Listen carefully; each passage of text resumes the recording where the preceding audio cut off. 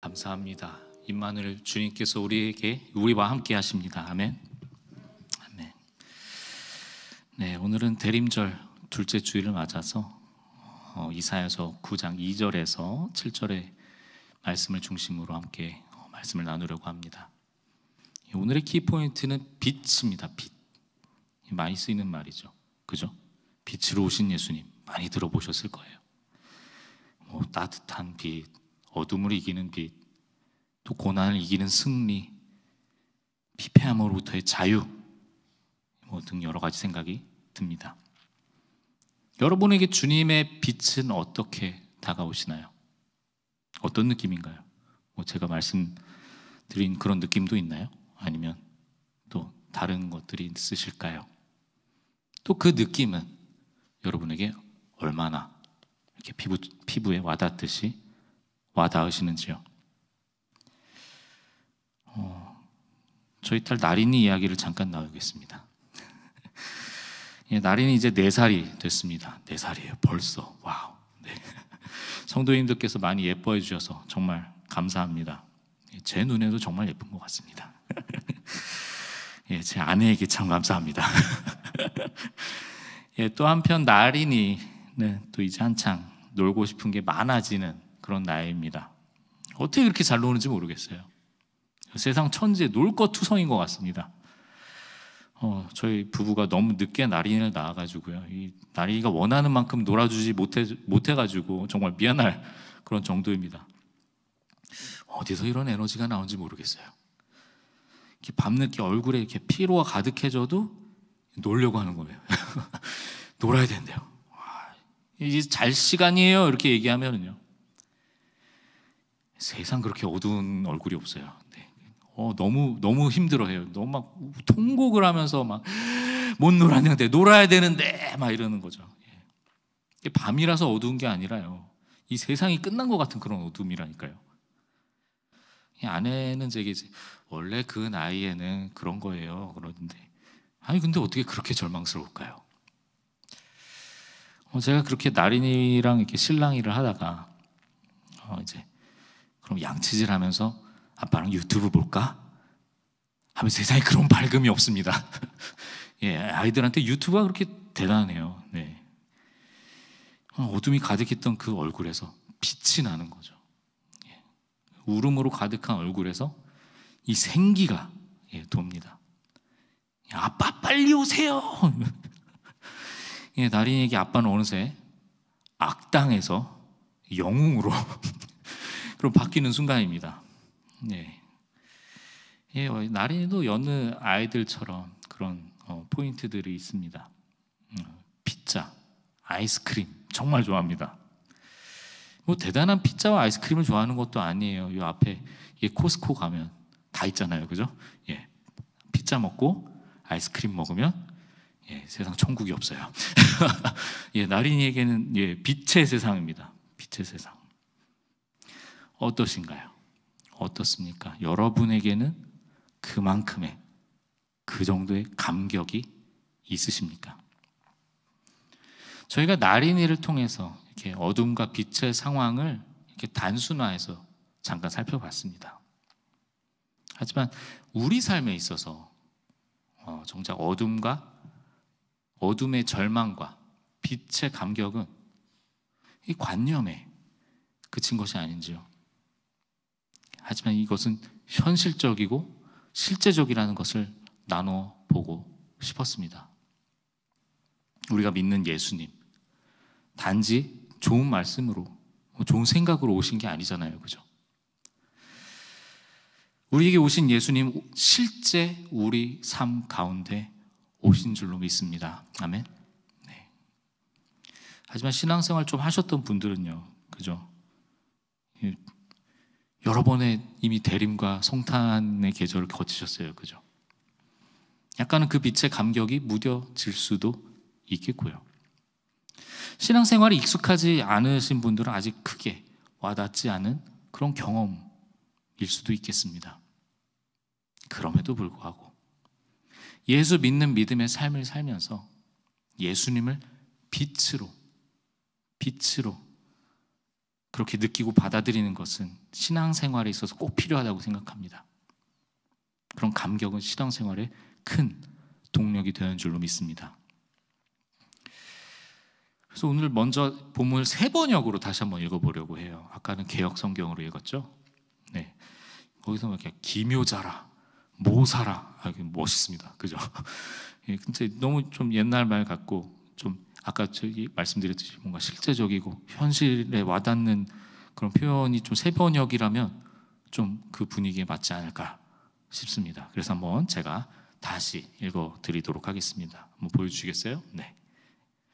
어둠 속에서 헤매던 백성이 큰 빛을 보았고 죽음의 그림자가 드리운 땅에 사는 사람들에게 빛이 비쳤다. 하나님, 주님께서 그들에게 큰 기쁨을 주셨고 그들을 행복하게 하셨습니다.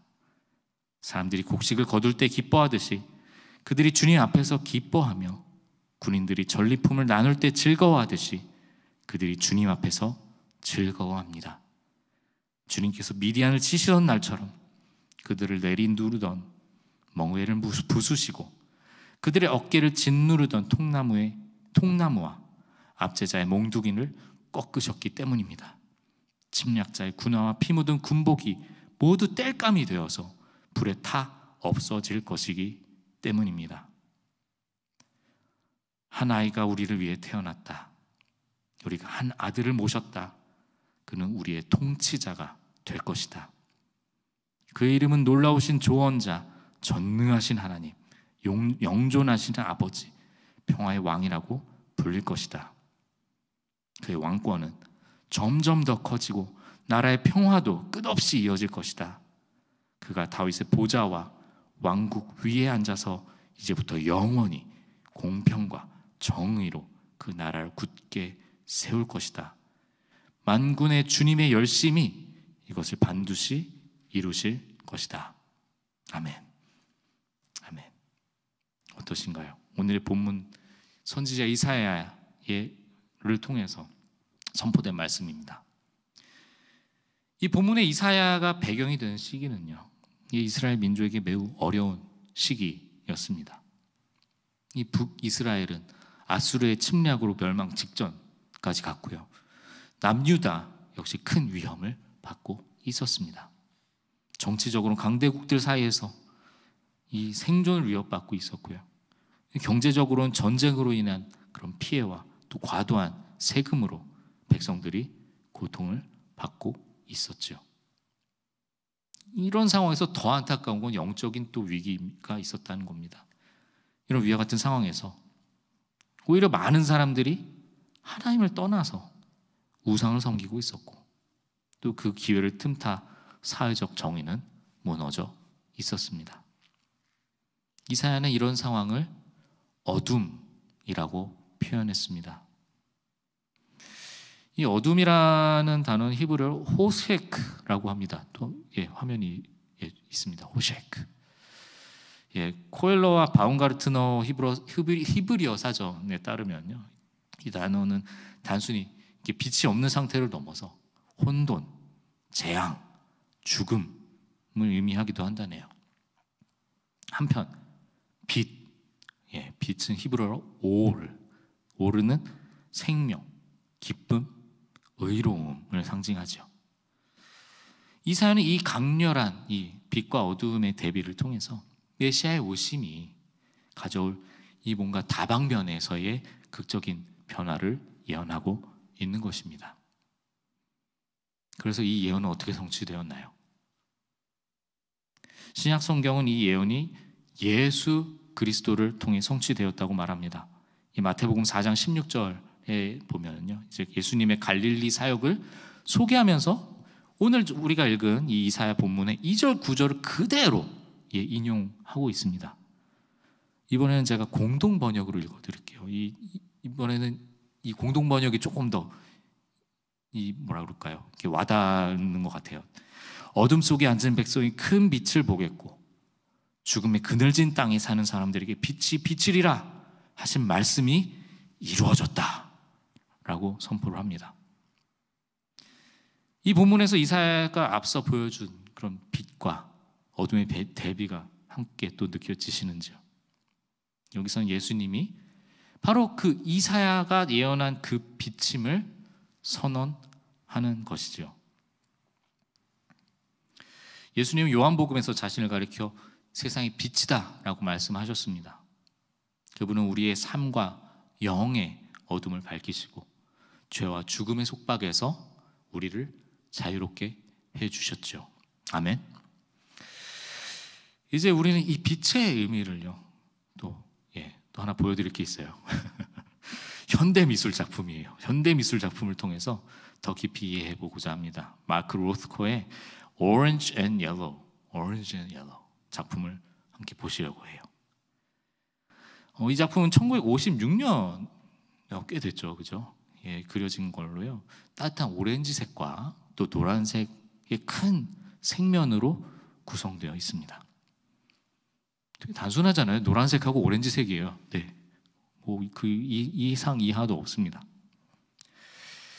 하지만 이 단순해 보이는 그림에서 우리는 또 깊은 의미를 찾아보려고 합니다.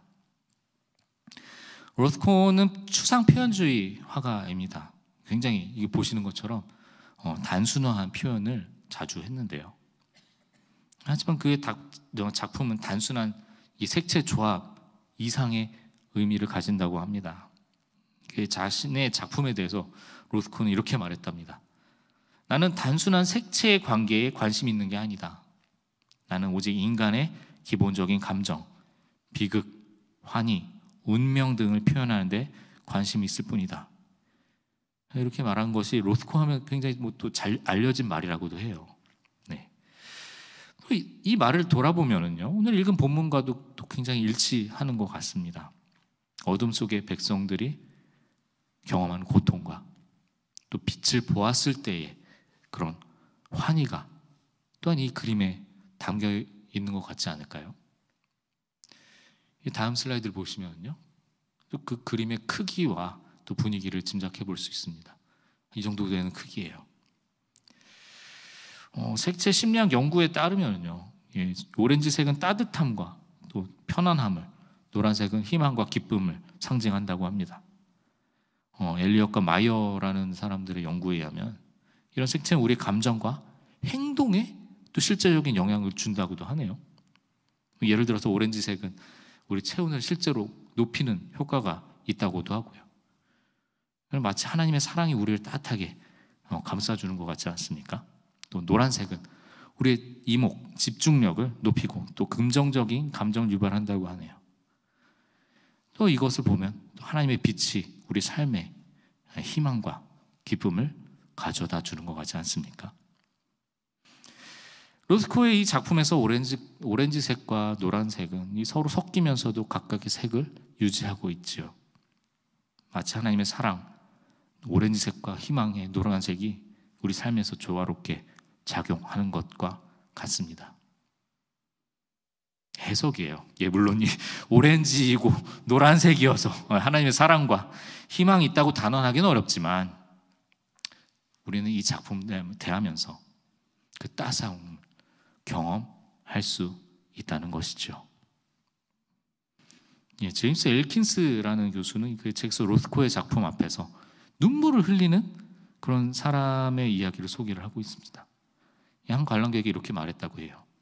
이 그림을 보고 있으면 마치 내 안에 있는 모든 슬픔과 고통이 녹아내리는 것 같아요.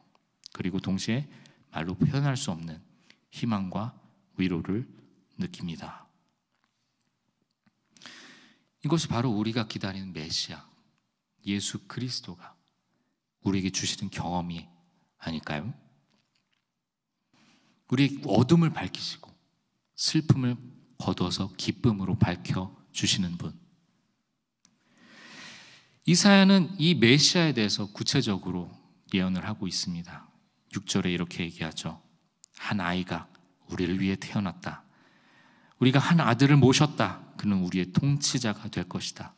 그 이름은 놀라우신 조언자, 전능하신 하나님, 영존하시는 아버지, 평화의 왕이라고 불릴 것이다. 이 구절을 통해서 우리는 예수님의 신성과 인성을 동시에 볼 수 있습니다. 그는 연약한 인간, 아기의 모습으로 오셨지만 또 동시에 전능하신 하나님이시죠. 그는 우리와 같이 인간이 되셨지만 동시에 영원한 아버지이시기도 합니다. 그는 이 세상에 평화를 가져오시는 평강의 왕이십니다. 이제 다시 로스코의 그림으로 돌아가 볼게요. 이 그림의 색채는 이게 단순히 고정되어 있지 않고 끊임없이 움직이는 것처럼 이렇게 뿌옇게 보입니다. 이는 마치 하나님의 사랑과 은혜가 우리의 삶 속에서 끊임없이 역사하는 것 같습니다. 이 그림을 보면서 이 대림절 기간, 우리는 어떻게 빛으로 오신 예수님을 더 깊이 알아보고 또 경험할 수 있을까요? 세 가지 방법을 저는 또 제안해 드리고 싶습니다. 하나는 저희가 일상에서 빛을 찾는 연습입니다. 매일 아침마다요, 이렇게 잠에서 일어날 때 이렇게 창문에서 빛이 들어오는 것을 바라볼 수 있습니다. 그때 그냥 잠깐 묵상의 시간을 가져보세요. 그 빛이 예수님의 임재를 상징한다고 생각을 하고 하루를 시작할 때 주님, 오늘 하루 제 삶에 빛으로 임해 주시옵소서 하고 한번 기도를 해보시죠. 물론 꼭 아침이 아니어도 괜찮습니다. 바쁘게 회사를 가야 된다든가 바쁠 수 있죠, 그렇죠? 잠시만요, 이 땅에 비추는 빛을 한번 그래도 바라보는 시간을 규칙적으로 가져보자는 것입니다.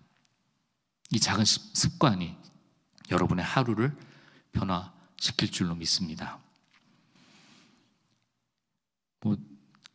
제익스 레더 미니스트리를 하는 제가 또 늘 권하는 말씀이죠. 예술 작품을 한번 경험해 보세요.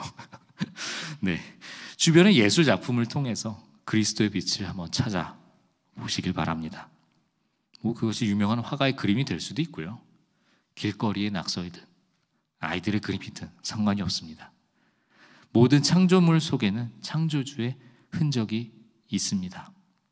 그래서 이번 주에는 시간을 내어서 미술관이나 갤러리를 방문하셔도 좋고요, 이제는 그렇게 물리적으로 가기 힘들지만 이렇게 온라인으로도 볼 수 있잖아요, 그죠?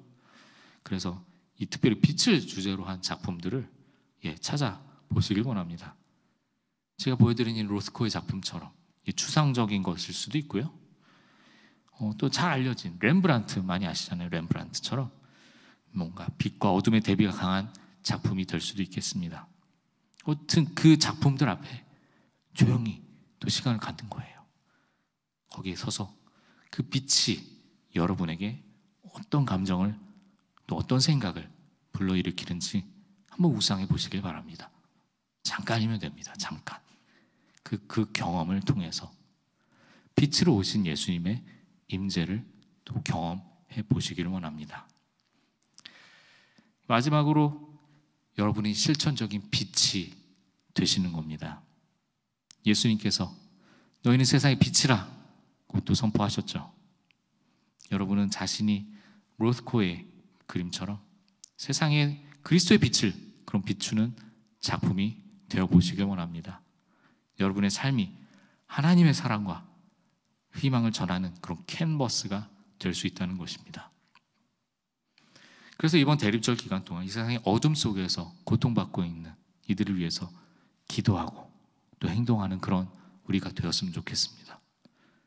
우리가 받은 빛을 또한 다른 이들과 나눌 때 하나님의 나라가 이 땅 가운데 더 확장될 것입니다. 우리 주변의 어둠 속에 있는 이웃들이 누군가요? 이들을 위해서 구체적인 사랑의 실천을 해보는 것은 어떨까요? 홀로 사시는 노인분들도 계실 거고요, 어려움을 겪고 계신 그런 분들도 계실 겁니다. 이들을 방문하고 또 식사를 대접하거나 또 어려운 이웃들을 위한 겨울용품도 나누는 그런 단체들도 있잖아요. 그런 기부하는 것들, 그런 활동들을 통해서 우리가 받은 빛을 나눌 수 있겠습니다. 이러한 실천들을 통해서 우리는 이번 대림절 기간 동안 빛으로 그렇게 오신 예수님을 더 깊이 알아보고 체험하면서 또 그 빛을 세상과 나눌 수 있을 것입니다. 여러분 각자의 삶이 예수님의 빛을 비추는 아름다운 작품이 되시기를 축복합니다. 이사야서의 소망의 말씀을 읽고 이 메시지를 마무리하려고 합니다. 9절의 말씀입니다. 그의 왕권은 점점 더 커지고 나라의 평화도 끝없이 이어질 것이다. 그가 다윗의 보좌와 왕국 위에 앉아서 이제부터 영원히 공평과 정의로 그 나라를 굳게 세울 것이다. 만군의 주님의 열심히 이것을 반드시 이루실 것이다. 아멘. 이 말씀처럼 하나님의 나라는 반드시 이루어질 줄 믿습니다. 우리는 그 소망 가운데 그 빛을 바라보며 살아가는 사람들입니다. 이번 대림절 우리 모두가 이 소망을 새롭게 하고 또 그리스도의 빛을 세상에 비추는 그런 삶을 살게 되기를 주님의 이름으로 축원합니다. 아멘. 이제 마지막으로 기도하는 마음으로 결단하며 또 찬양하며 또 봉헌을 할 텐데요. 이번에 함께 부를 찬양은 익숙하지 않으실 수도 있어요. 하지만 제가 거의 매해 부르는 찬양이 있습니다. 그 찬양 가사를 좀 보여주실까요?